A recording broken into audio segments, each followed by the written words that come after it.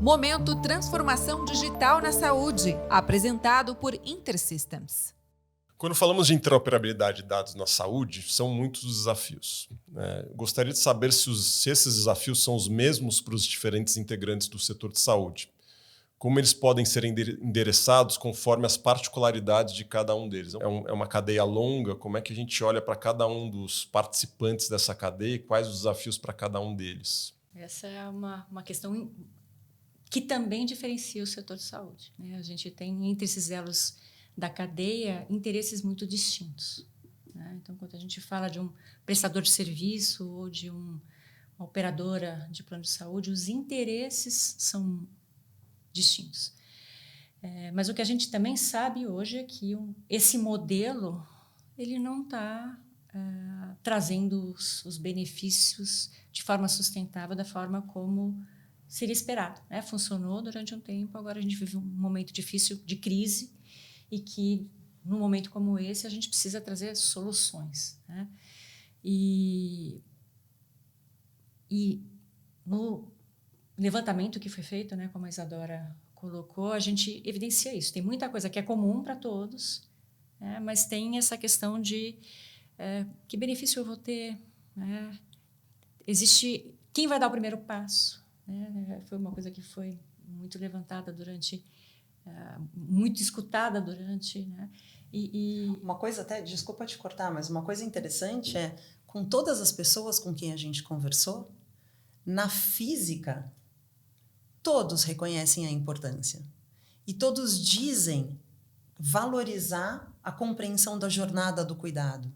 Né? O cidadão, o paciente, desde que ele nasce até o finalzinho da vida, quantos são os pontos de contato dessa pessoa com o sistema de saúde? Seja público, seja privado, hora um, hora outro. Pensa quanto desperdício existe nessa cadeia como um todo.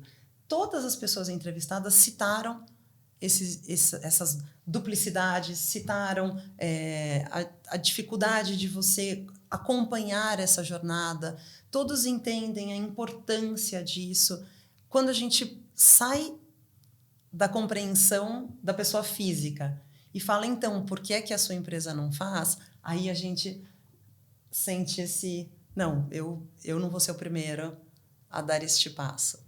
Né? Talvez por isso tenha esse movimento de verticalização do setor, né? Ou seja, os players querendo participar de mais elos da cadeia justamente para poder ter dentro de casa essa jornada como um todo, né? Acho que o desafio é como é que a gente expande isso para interoperar entre empresas, entre grupos, né? Acho que esse é um pouco do desafio. Mas fala um pouquinho mais dos desafios que vocês encontraram aí para os diferentes participantes dessa cadeia. Acho que tem uma questão que é cultural, né, que também nos diferencia muito dos países europeus, por exemplo, né, e dos Estados Unidos por um outro motivo, que foi muito mais top-down mesmo e com interesses econômicos, mas que é a cultura de compartilhamento.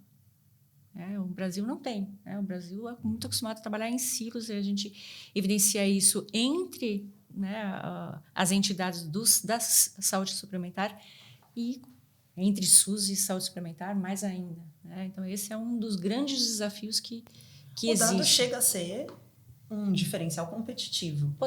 Poder, exato. Então, esse é um dos componentes muito importantes que está mais relacionado a uma questão cultural, né? Tem uma questão ética também. As pessoas citam muito, em primeiro lugar, não tanto da ética, mas do ponto de vista da qualidade desse dado, muita gente diz se preocupar com como esse dado seria inserido num sistema único, se a gente poderia acreditar na forma como o dado é inserido.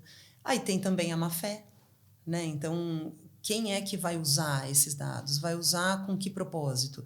Será que todos os players agiriam, de fato, em benefício do paciente? Então, acho que essa questão ética aparece muito também, né, nos nossos levantamentos. Sim, e que, para endereçar isso, a gente precisa de uma regulamentação, né? Então, acho que esse é um movimento imprescindível, né? exatamente definir que dados serão trocados, por quem serão trocados, com que objetivos serão trocados, como que vai ser feito o monitoramento de tudo isso. Tem que partir disso.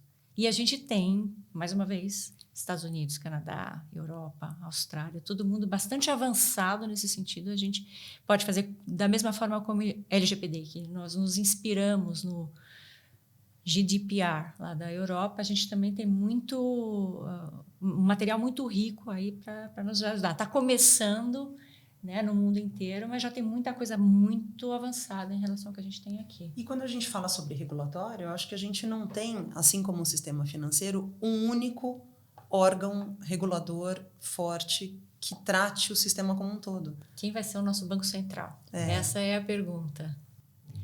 Foi criada a Secretaria de Saúde, de Informação, a Secretaria de Informação e Saúde Digital, ela foi criada, né, sobre a gestão da Anistela Haddad, mas temos ainda um longo caminho pela frente e algumas definições muito importantes, né? Começou muito bem com o simpósio, né, que a gente recentemente viu, o primeiro simpósio internacional do SEIDIG, mas temos um longo e árduo caminho pela frente. A boa notícia é que começamos, né? E acho que a Lei Geral de Proteção de Dados, ela de uma certa maneira já é algum tipo de regulação de como usar os dados, né? E o dado da saúde é o dado mais sensível de todos.